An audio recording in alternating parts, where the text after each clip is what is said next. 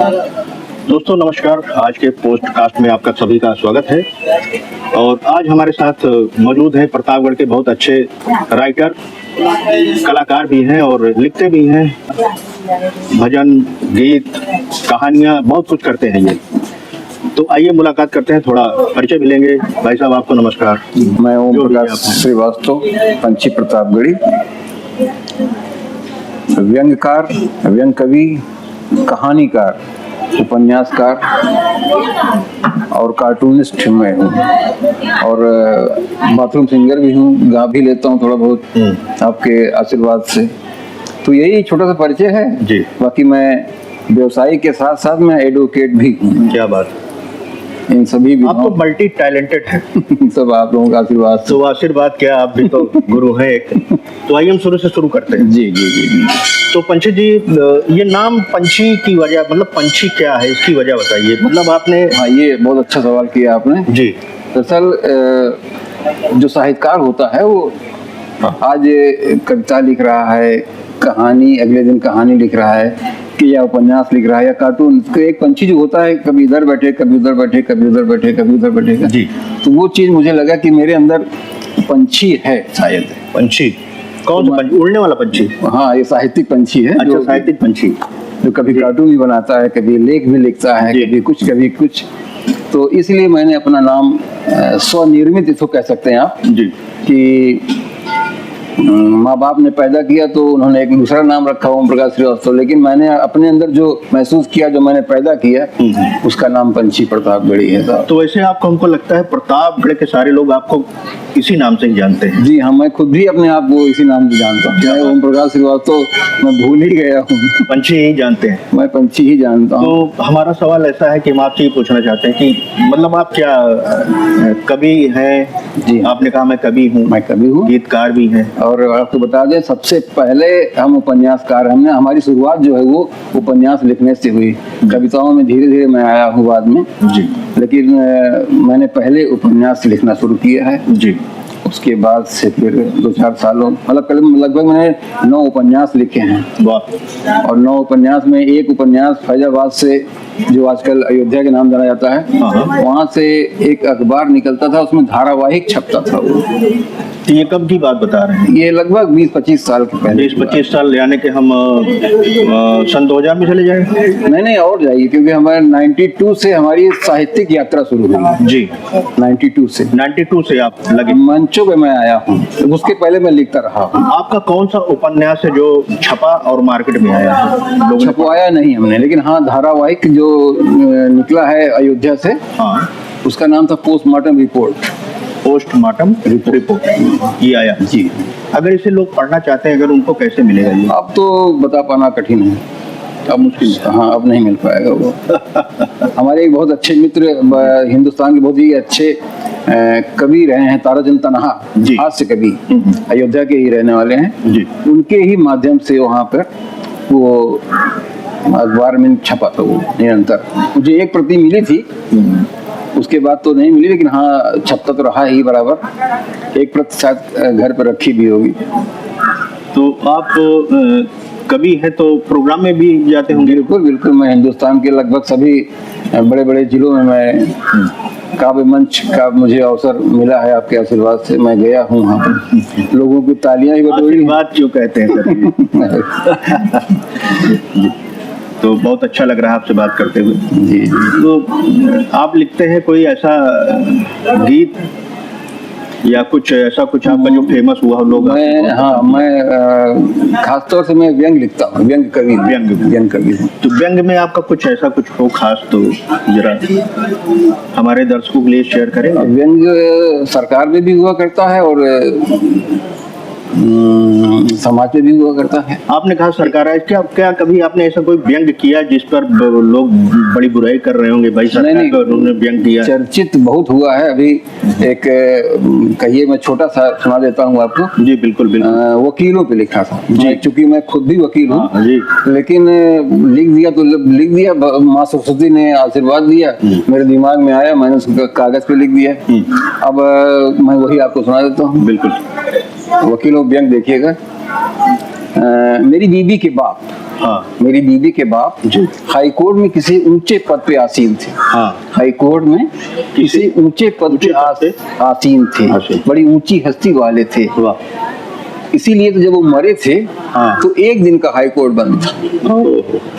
क्या? इसी बात पर मेरी बीबी एक दिन मुझसे इतरा कर बोली कि मेरा बाप तुम्हारी तरह लल्लू पंजू वकील नहीं था, बहुत ऊंची हस्ती वाले थे, इसीलिए तो जब मरे थे तो एक दिन का हाई कोर्ट बंद था।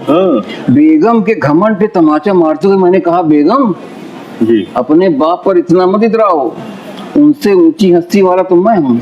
अरे वो मरे थे तो एक दिन का हाई कोर्ट बंद था, लेकिन क्या वो दिन भूल गई जब एक मुवक्किल ने मुझे मारा था, 1 महीने तक हाई कोर्ट बंद था। क्या बात है, क्या आपने लिखा है। क्या ये एक छोटा सा व्यंग वकीलों पे। बहुत अच्छा लगा ये बात सुना। और आपके अपने जीवन में कभी कोई कठिनाई आई, कोई दिक्कत कभी?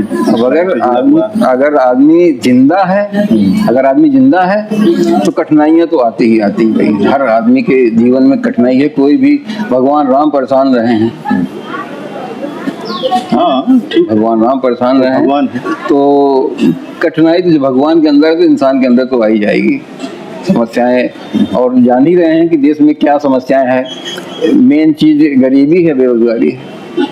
तो आप अभी इसमें कभी का प्रोग्राम ही करते हैं या और भी कुछ इसके साथ करते हैं? नहीं, कुछ छोटे मोटे मेरे बिजनेस थे, लेकिन इधर बीच कुछ कोरोना काल से प्रभावित हुए, जो आजकल पूरा देश झेल रहा है, हम भी झेल रहे हैं। हर जगहों में सुनता रहता हूँ कि कोरोना काल से मेरा ये काम बंद हो गया, कोरोना काल से मेरा ये काम बंद हो गया।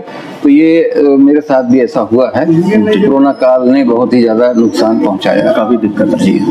आपका उद्देश्य क्या है? आप प्रतापगढ़ में रहते हैं, आप कभी हैं, कोई उद्देश्य आपका ऐसा है इस लाइन में, क्या विकास हो इस क्षेत्र में?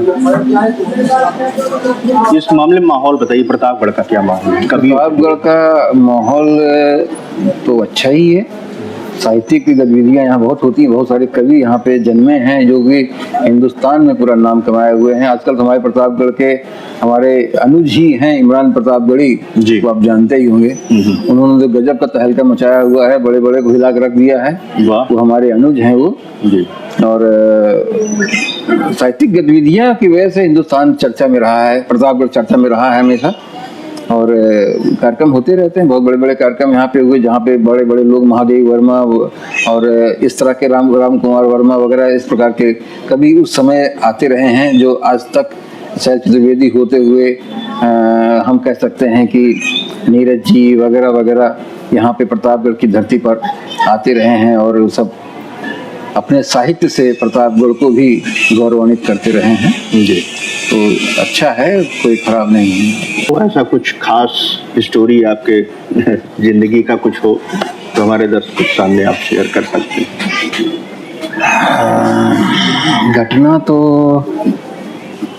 घटनाएं बहुत अच्छी भी हो सकती हैं और दुखमय भी हो सकती हैं, और ऐसे दोनों ऑप्शन में रहते हैं। ऐसा कुछ अच्छा, कुछ बुरा? मैंने कहा ना कि आदमी घटनाओं से, पीड़ाओं से भरा हुआ है। कभी कोई प्रोग्राम करने गए हो किसी एरिया में, उसके बारे में बता सकते हैं? कभी किसी ने आपको बुलाया हो, आज प्रोग्राम है कवियों का और वहाँ पे सम्मेलन है और आप आए? हम पिथौरागढ़ गए थे एक बार, मेरे लिए ऐतिहासिक रहा है वो। पिथौरागढ़ के सम्मेलन में गए। ये कब गए थे आप? ये लगभग 94-5-6 इसी के आसपास था। अच्छा, 5-6 के आसपास। पिथौरागढ़ हमारे एक मित्र निर्मल पंत जी ने मुझे वहाँ पे इनवाइट किया। शरद महोत्सव का कार्यक्रम था, शरद महोत्सव चल रहा था वहाँ पे। तो वो मैं गया। वहाँ कब सम्मेलन में पहुँचने से पहले मुझे जो यात्रा करनी पड़ी, प्रतापगढ़ से लखनऊ, लखनऊ से बाई बस टनकपुर से मैं पिथौरागढ़ गया। और वो जो वहाँ की मैंने पहाड़ी देखी, एक बार बस चढ़ी हमारी, फिर उतरी, फिर चढ़ी, तब उतरी, आधा उतरी, तब जाकर हम शायद पिथौरागढ़ पहुँचे हैं। और वहाँ पर मेरे बड़े भाई आदरणीय सोन ठाकुर जी से मेरी मुलाकात, प्रथम मुलाकात हुई। ये मेरे लिए यादगार का क्षण रहा है। बहुत ही अच्छे कवि हो रहे हैं, मैं उनको आज भी नमन करता हूँ। उनके सानिध्य में रह करके, उनके साथ बैठ करके हमने काव्य पाठ पिथौरागढ़ के शरद महोत्सव में किया। ये मेरे लिए बड़ा ही ऐतिहासिक रहा है। और बॉम्बे में भी जाते हैं तो वहाँ भी एक से एक अच्छे कवियों से मुलाकात मेरी होती रहती है, मंचों पे कार्यक्रम होते रहते हैं। तो यही है सब। तो आपका ये समय प्रोग्राम में आपको बुलाते हैं लोग? हाँ, मैं जाता हूँ, बराबर बुलाते हैं, जाते हैं। थोड़ा व्यावसायिक होने की वजह से भी थोड़ा सा कभी कभी नहीं जाना हो पाता, लेकिन जाते हैं बराबर, जहाँ भी बुलाया जाता है हम जाते हैं। तो अभी जो आपने करंट कुछ आपके पास कोई मैटर को छोटा सा हमारे दर्शकों के लिए आप शेयर करना चाहेंगे? नहीं, तो किस साहित्य के मामले में या समाज के मामले में या राष्ट्र के मामले में? आपके हिसाब से जो आपको अच्छा लग रहा हो, आप आज का समय देखते हुए आप जो कहना चाह रहे हैं। हम तो राष्ट्रीय चिंतन रखते हैं। एक साहित्यकार जो होता है राष्ट्रीय चिंतन ही रखता है। तो उसी संबंध में अगर कुछ और एक ही मुद्दा मैं इस समय लेकर के चल रहा हूँ, वो है बेटी बचाओ बेटी पढ़ाओ का संशोधित रूप है हिंदुस्तान में समस्त बेटियों की संपूर्ण शिक्षा निःशुल्क हो। बेटी बचाओ बेटी पढ़ाओ के बारे में मैं आपसे कुछ कहना चाहूंगा। हाँ, बिल्कुल कहिए। ये थोड़ा मुझे अधूरा लगता है। तो पूरा करिए। हम कैसे कर सकते हैं, क्योंकि ये मोदी जी तो की अधूरा क्या लगता है आपको? मोदी जी की रचना है, उनकी योजना है, तो उसमें कमी नजर आती है। जैसे कि बेटी बचाओ बेटी पढ़ाओ में कहा गया कि बेटियों को बचाइए और बेटियों को पढ़ाइए जी। पढ़ाइए वाले मामले में मुझे कुछ आपत्ति है। बचाने तो बचा लेते हैं उनको, हाँ। पैदा कर दिया, हाँ। उसके बाद क्या क्या समस्याएं आती हैं इसको मोदी जी ने ध्यान नहीं दिया। जैसे कि पढ़ाने के बारे में हम चाहते हैं कि हम जैसे कि नवरात्र में हम गरीब मतलब बेटियों को हम पाँव छूते हैं, उनके पाँव छूते हैं। कि पाँव क्यों छूते हैं? अपने स्वार्थ के लिए कि हमारी दुकान अच्छी चले, हमारी नौकरी अच्छी मिले, हम हमारे अंदर सुख सुविधाएं हमारे ऊपर भगवान दे हमको। इसीलिए हम भगवान मतलब बेटियों को हम पाँव पूछते हैं। मेरी ये सोच है, ये सत्य भी है। ये इसको कोई काट भी सकता है तो काट भी दे, लेकिन सत्य यही है। बेटियों को हम इसलिए पाँव छूते हैं क्योंकि हम उससे कुछ चाहते हैं। मैं उन्हीं बेटियों को देने की बात करता हूँ। मैं कहता हूँ कि इनको निःशुल्क शिक्षा दिया जाए। निःशुल्क शिक्षा अगर हम उनसे ले सकते हैं तो हम उनको देना भी चाहिए। अब निःशुल्क शिक्षा कहते, बहुत सारे लोग कहते हैं कि सरकार दे तो रही है, कहाँ दे रही है? कक्षा 8 तक की शिक्षा को सरकार ने फ्री कर रखा है। क्या बेटियों को केवल कक्षा 8 तक ही पढ़ना है? उसके बाद नहीं पढ़ना है? पढ़ना है ना उनको। अगर पढ़ना है तो पूरी शिक्षा क्यों रोकी जा रही है? क्यों उसका व्यवसायीकरण किया जा रहा है? क्यों उनसे फीस ली जा रही है? फीस का मतलब टोटल व्यवस्था से है। कभी कभी होता है कुछ विद्यालय वाले कहते हैं हमने फीस माफ कर रखी है, लेकिन फीस के अलावा खेल का है, कंप्यूटर का है, लाइब्रेरी का है, तमाम खर्चे निकाल लेते हैं और फीस माफ कर देते हैं। मतलब 10-20 रुपए छोड़ करके बाकी ले लेते हैं, कहते हैं हमने फीस माफ कर रखी है। ऐसा नहीं होना चाहिए। फीस का मतलब हो गया हर चीज से। अच्छा, मेरे कहने का मतलब ये है कि बेटी बचाओ बेटी पढ़ाओ जी, तो उनके हिसाब से ये हो गया कि मतलब पूरे भारत की जितनी भी बेटियां हैं जी वो सब को वही पढ़ाएंगे, सारी व्यवस्था वही देखें सबका। सरकार के बारे में कह रहे हैं। हाँ, मैं अब इसको मैं खुल करके नहीं कह सकता हूँ, लेकिन मैं इतना कह सकता हूँ कि सरकारी स्तर पर और असरकारी स्तर पर ये दोनों व्यवस्थाएं होनी चाहिए, क्योंकि पैर छूने वाले सिर्फ मोदी या योगी ही नहीं होते हैं, आम जनता भी होती है। बिल्कुल। हम ये कहना चाह रहे हैं कि जो सामर्थ्य में नहीं है, चलिए उनको सरकार तो हेल्प कर रही है, जो समर्थ हैं तो उनका क्या फर्ज है? मतलब आप विद्यालयों से बात कर रहे हैं? विद्यालय जो बड़े भी हैं, उनके पिता हैं, उनके परिवार हैं। ये आप समाज देखिए, राष्ट्र के बारे में आपने कभी ध्यान दिया कि जो सेना में खर्चे होते हैं, सेना में जो भी खर्चे होते हैं वो सरकार जरूर देती है, लेकिन उसका माध्यम हम लोग होते हैं जी। हम लोगों से पैसे जो सरकार टैक्स के माध्यम से लेती है उसको सेना में लगाती है जी। और सेना हमारी रक्षा करती है। तो मैं चाहता था कि हमसे ही पैसा ले, कहीं घुमा फिरा करके टैक्स के माध्यम से किसी प्रकार से ले वो, और ले करके फिर वो बेटियों को शिक्षा लेकिन फ्री दे। हम सेना में हम बॉर्डर पर लड़ने नहीं जाते हैं, लेकिन हम सुरक्षित हैं उनसे। उसी प्रकार शिक्षा भी हमें मिले। कुछ देश ऐसे हैं जो संपन्न देश हैं, वहाँ पे शिक्षा और चिकित्सा ये दोनों चीजें मुफ्त हैं। क्यों मुफ्त हैं? क्योंकि वो देश समृद्ध हो चुके हैं या समृद्ध हैं या उनकी सोच समृद्ध है, इसलिए वो उन्होंने शिक्षा और चिकित्सा को फ्री कर रखा है। शिक्षा और चिकित्सा को फ्री किस लिए कर रखा है? क्योंकि जो देश का प्रधानमंत्री होता है, जो नायक होता है, वो पिता के तुल्य होता है, और एक पिता जो होता है वो अपने बच्चों से फीस नहीं ले सकता, नहीं लेना चाहिए, ऐसा मेरा सोचना है। अगर लेता है तो वो पिता नहीं है, मेरा ये कहना है। और अगर दे सकता है, पिता सक्षम हो गया है। अच्छा, ये जो उद्देश्य बना, ऐसा कहना क्यों पड़ा कि बेटी बचाओ बेटी पढ़ाओ? क्या वजह, ऐसा क्या वजह है जो ऐसा करना पड़ा?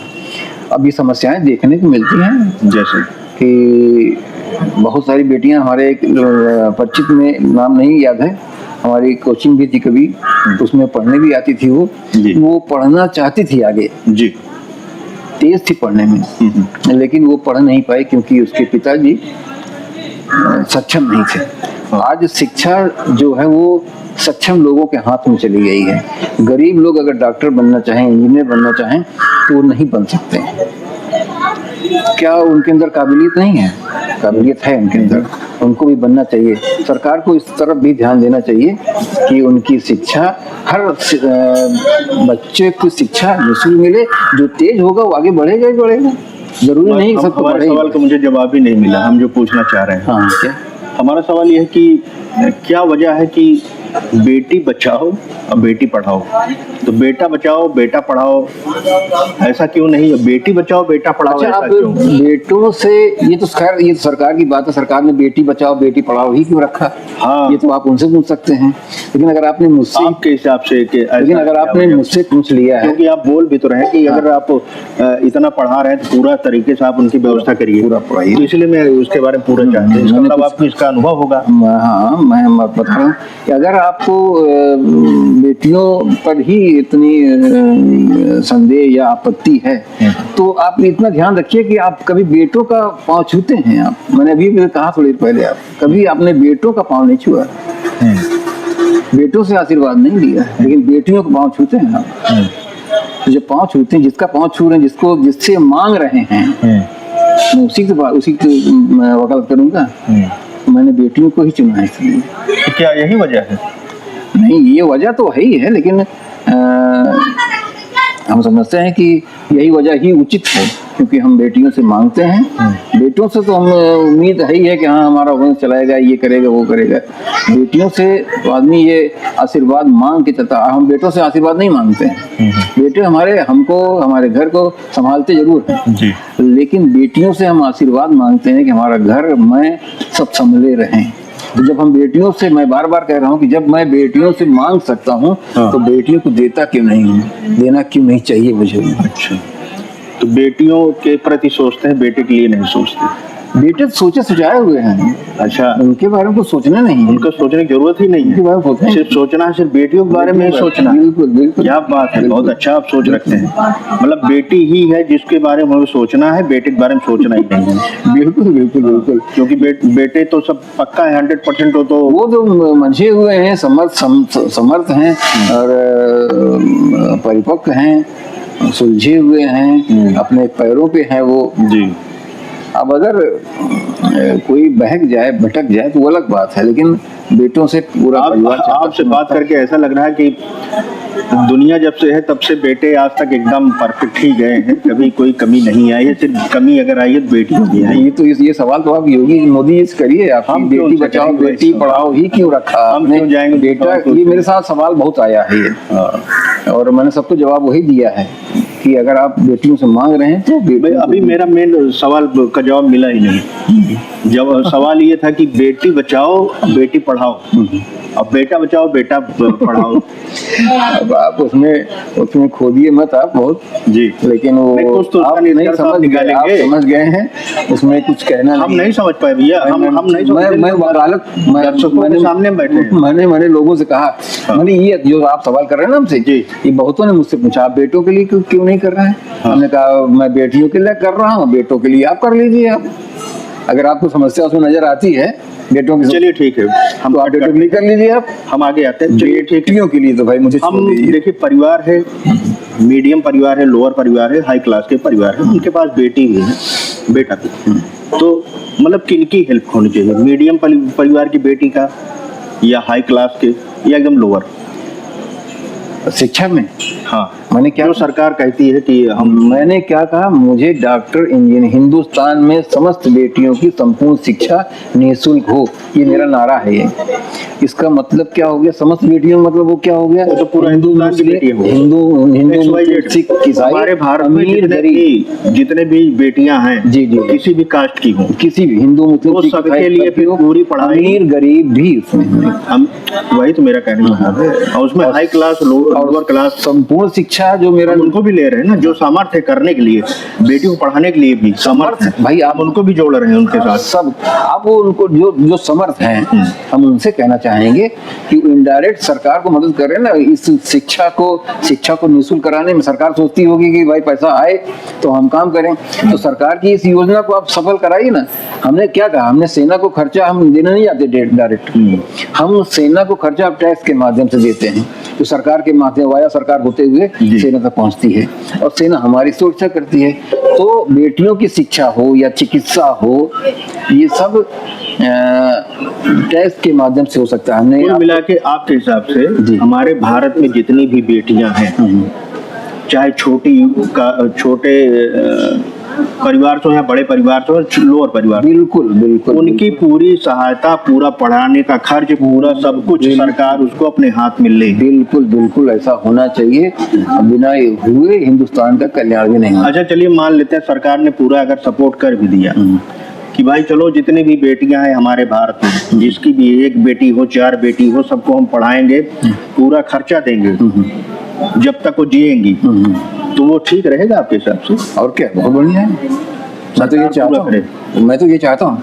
अरे भाई, इस समय देखिए मोदी सरकार गेहूं चावल बांट रही है, फ्री कर सकती है जगह जगह। बहुत सारी तो राजनीति की बात हो रही है, हम तो इस पे बात करने बैठे नहीं थे। और भाई साहब से हमने बहुत कुछ पूछा, बहुत कुछ खोदा, कुरोद पूछ रहे हैं, बता दे रहे हैं। तो वीडियो तो कंटिन्यू चलती रहेगी, बहुत लंबा वीडियो बनेगा, तो हम इस पे ब्रेक ले लेंगे।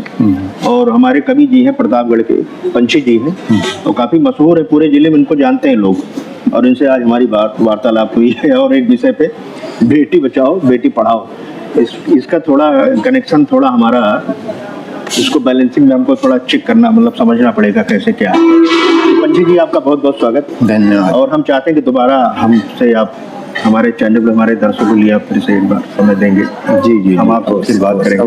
तो दोस्तों हम वीडियो को यहाँ एंड करते हैं, और आप सभी को नमस्कार। पंछी जी आपको भी नमस्कार।